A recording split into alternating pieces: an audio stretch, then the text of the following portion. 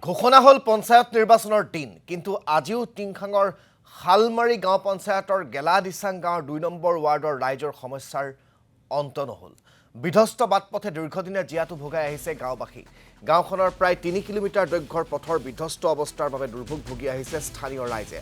পথটো নিৰ্মাণৰ বাবে গাঁওবাসীয়ে বহুবাৰ আবেদন নিবেদন কৰিও কোনো সুফল লাভ নকৰাৰ অভিযোগ। ইফালে ৱাৰ্ডটোত অৰুণোদয় আঁচনি বিতৰণ আৰু PMAYৰ গৃহ বিতৰণৰ নামতো বিসংগতি সংঘটিত হোৱাৰ অভিযোগ তুলিছে স্থানীয় ৰাইজে। এই সন্দৰ্ভত আমাক সবিশেষ জনাব দীপাংকৰ বৰুৱাই। হয়, সমাগত পঞ্চায়ত নিৰ্বাচন আৰু নিৰ্বাচন আয়োগে ইতিমধ্যে পঞ্চায়ত নিৰ্বাচনৰ দিন ঘোষণা কৰিলে। এবাৰ ৰাজ্যত দুটা পৰ্যায়ত হ'ব নিৰ্বাচন আৰু মই বৰ্তমান উপস্থিত আছোঁ টিংখাং বিধানসভা সমষ্টিৰ হালমাৰী গাঁও পঞ্চায়তৰ ২ নং ৱাৰ্ডত। আৰু হালমাৰী গাঁও পঞ্চায়তৰ ২ নং ৱাৰ্ডত এবাৰ মই ৰাইজৰ কিছু মনৰ কথা জানিবলৈ চেষ্টা কৰিম। তেওঁলোক যোৱাবাৰ পঞ্চায়তৰ কি কাম হ'ল, কি কাম নাই হোৱা সেই কথা জানিবলৈ চেষ্টা কৰিম।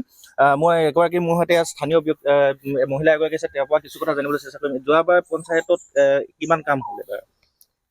যোৱাবাৰতো কিছুমান হ'ল আৰু কাম, ধৰ কিছুমান ঘৰো পালে বাৰু জেগাই জেগাই, কিছুমান আলি পদূলিবোৰ হ'ল, কিছুমান কাম থাকি গ'ল আৰু। ঘৰ দুৱাৰ সম্পূৰ্ণ চৰকাৰী চব?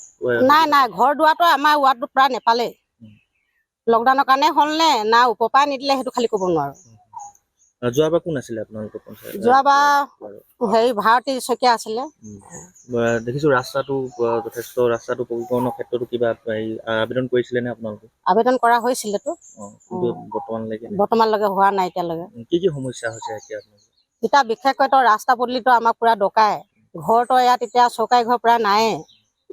তাৰপিছতে আকৌ অৰুণোদয়চোন সেনেকে পোৱাই নাই, সভাং মানুহে পাবলগীয়া মানুহ নাই পোৱা। এইবাৰ অৰুণোদয়ে যিবোৰ নিৰ্বাচন কৰিছে কেনেকুৱা ধৰণৰ মানুহে পাইছে আপোনালোকে? প্ৰায় গাড়ী ঘোঁৰা থকা মানুহ পাইছেচোন, চাকৰি কৰা মাটি বাৰী থকা মানুহে পাইছে। এতিয়া কিছুমানৰ এতিয়া খেতি পথাৰো নাই, ঘৰো ভগা, তেনেকুৱা মানুহবিলাকৰচোন নামবোৰ কাটন গৈছে আগতে পোৱাবিলাকো।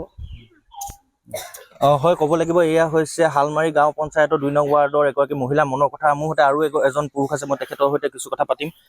কি ক'ব, কেনেকুৱা ধৰণৰ কাম হ'ল যোৱাবাৰ? তেনেকুৱা মানে কামখিনি ঠিকেই হৈছে, মানে এইবোৰ আধাৰো এটা ৰখি গৈছে। এতিয়া আমাৰ নাট্যশালাটো ভাগি আছে। যদি এনেকৈ ভাৰতী শইকীয়া যদি পায় টিকেটটো পাই দিয়ে, যদি চৰকাৰে যদি কিবা এটা কৰে, তেতিয়া আমাৰ আপোনাক সেইটোৱে জনাম, তেতিয়া আমাৰ নাট্যশালাটো ভালকৈ বনিব নেকি। নহ'লেতো এতিয়া বৰ্তমান বান্দৰে যিহেতু ভাঙি শেষ হ'লগৈ। আপোনালোকে এতিয়া চাওঁ গ'লে দেখি পাব সেইখিনি কাম যদি শিকি যায়। এই ৰাস্তাটো দেখিছো এতিয়ালৈকে পকীকৰণ হোৱা নাই। ক'ৰ পৰা ক'লৈকে ৰাস্তাটো? এইটো ৰাস্তাটো এতিয়া মানে কি কয় 2 কিলোমিটাৰ হ'ব। বনাবলৈ কাৰণে কাগজ কৰা হৈছিলে, কিন্তু আজিলৈকে বনাই দিয়া নাই আমাক। গাঁৱৰ কিমান ঘৰ গাঁও আছে ইয়াত মানুহ? গাঁৱৰ ইয়াত 80 ঘৰমান হ'ব এতিয়া আমাৰ এনেকৈ ওলাই যাওঁতে। এই ৰাস্তাটো যথেষ্ট বোকা হয়, বাৰিষা বোকা হ'লে এতিয়া দেখিছে আপোনালোকে, মাটি পেলাই থৈ দিয়া হৈছে। আৰু স্কুলৰ ল'ৰা ছোৱালী যাবলৈ অসুবিধা হয়, পিছল হয়, এইবোৰ নামি দিব লাগিব, গাড়ী পৰা নমাই দিবলগীয়া হয়। এবাৰ কি আশা কৰিছে নেক্সট বাৰ? এইবাৰ ভাৰতী দাস উঠিবলৈ শইকীয়া উঠিছে, তাকে এটা আহ্বান জনাইছোঁ। তেওঁ যদি এখন ভাল কাম এটা কৰে। আমি আপোনালোকক সেই ৰাইজৰ দুৰ্দশাৰ জীয়া ছবিখন দেখুৱালোঁ সাংবাদিক দীপাংকৰ বৰুৱাৰ জৰিয়তে।